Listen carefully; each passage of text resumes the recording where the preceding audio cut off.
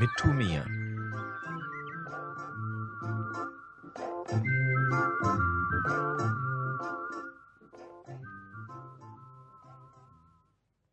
بات ہے بات، خرافات ہے خرافات، مکھی نے ماری لات تو میں جا پڑی گجرات۔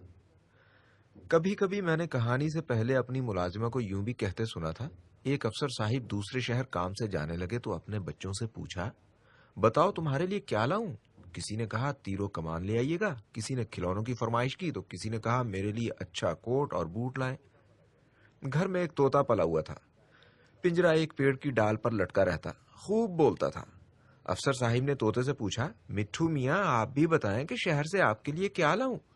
طوطے نے کہا، جہاں آپ جا رہے ہیں وہاں میرے بہت سے رشتہ دار رہتے ہیں، ان سے میرا سلام کہیے گا اور یہ بتا دیجیے گا کہ میں ٹھیک ٹھاک ہوں، ٹھاٹ سے چاندی کے پنجرے میں رہتا ہوں، سونے کی کٹوریوں میں میرے لیے دانا پانی رہتا ہے۔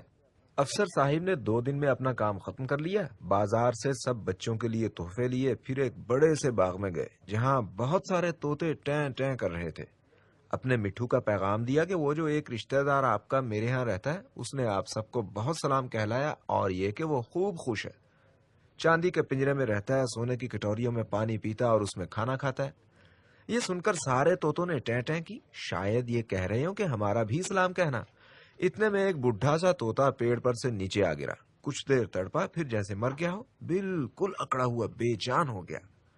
صاحب کھڑے اس کو دیکھتے رہے، بڑا افسوس ہوا، سوچا کہ بڈھا طوطا شاید ان کے مٹھو میاں کا دادا ہوگا۔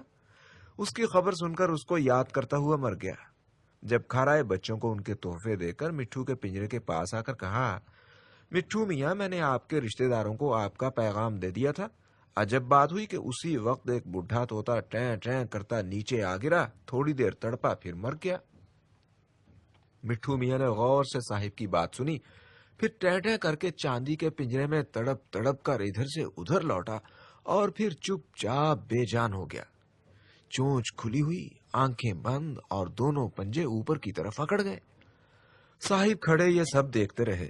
بڑا غم ہوا کہ ہمارا پیارا مٹھو اپنے بزرگ کے مرنے کا صدمہ برداشت نہ کر سکا، ضرور بڈھا طوطا ہمارے مٹھو کا دادا ہوگا۔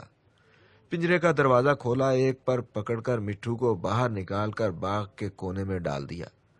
سر جھکائے آہستہ آہستہ چلتے ہوئے واپس گھر کے اندر جا رہے تھے کہ مٹھو اڑ کر دیوار پر جا بیٹھا اور لگا ٹیں ٹیں کرنے۔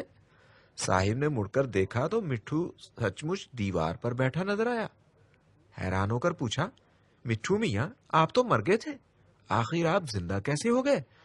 مٹھو ٹیں ٹیں کر کے خوب ہنسا اور بولا، صاحب آپ تو بڑے سمجھدار ہیں، مگر یہ کیوں نہ سمجھ پائے کہ اس بڈھے طوطے نے نیچے گر کر تڑپ کر مر جانے کے طریقے سے مجھے یہ پیغام بھیجا تھا کہ میاں پہلے پنجرے میں تڑپو، لوٹو اور پھر مردہ بن جاؤ تو تم کو باہر پھینک دیا جائے گا، یوں پنجرے کی قید سے آزاد ہو جاؤ گے۔